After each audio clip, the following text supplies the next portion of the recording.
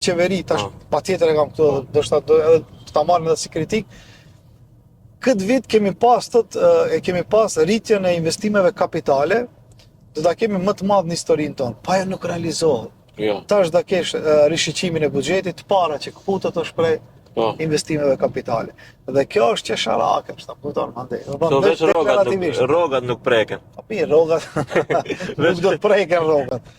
Se preken votat dhe se preken rrogat. Rrogat edhe subvencionet nuk i prekim se ato janë Sjellin vota. Ato janë të paprekshme për momentin.